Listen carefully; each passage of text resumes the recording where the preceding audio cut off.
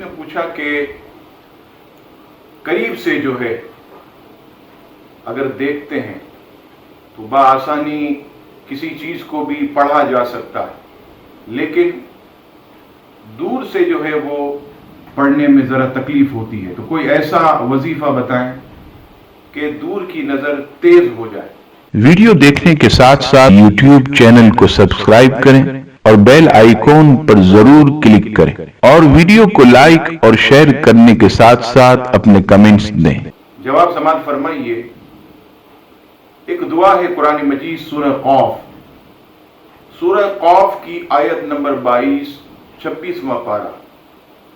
فَكَشَفْنَا عَنْكَ غِطَاءَكَ فَبَصَرُكَ الْيَوْمَ حَدِيدٌ فَكَشَفْنَا عَنْكَ غِطَاءَكَ فَبَصَرُكَ الْيَوْمَ حَدِيدٌ۔